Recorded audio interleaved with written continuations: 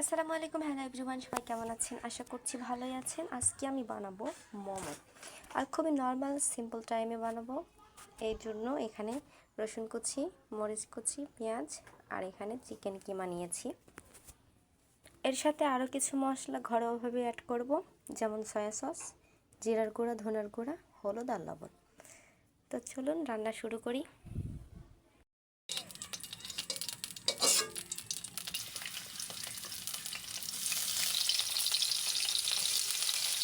পেঁয়াজ কুচি, রসুন কুচি সব দিয়ে দিয়েছি। এবার এটা হালকা করে ভেজে নেব। হলুদ দিলাম,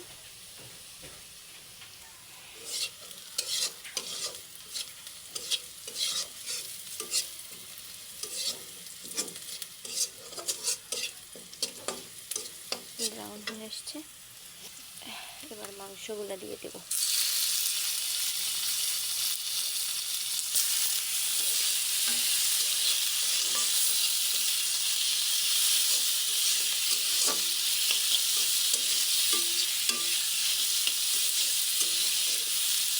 এখন এর মধ্যে লবণ আর জিরার গুঁড়া দিয়ে দেবো।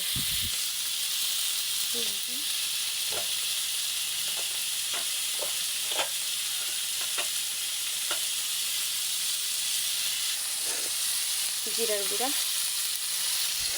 ভালো একটু মিক্স করে নেব। খুবই কম আছে রান্না করতে হবে যাতে মাংসগুলো সেদ্ধ হয়। এখানে কিন্তু আর কোনো পানি অ্যাড করব না। এবার দেব সয়া সস। ব্যাস, এটা আবার ঢাকা দিয়ে আস্তে আস্তে রান্না করে নেব।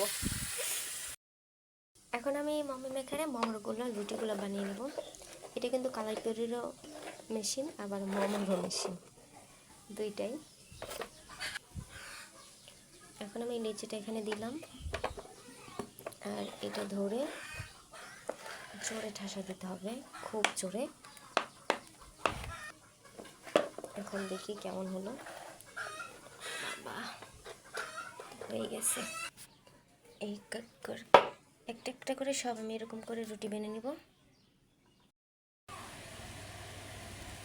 আলো কোথায় গেল?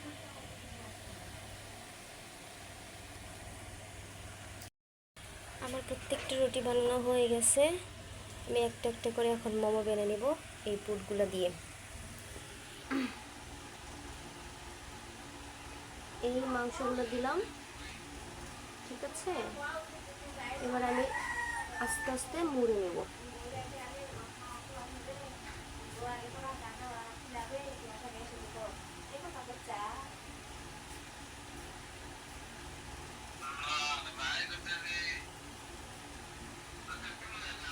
দিলাম ইচ্ছা মতো শেপ আর কি। এই তো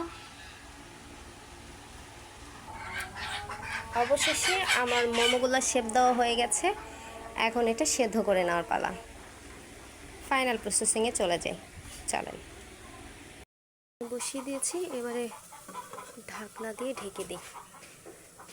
10 মিনিট 5 মিনিট পরে দেখা হবে। বরাবর খাও।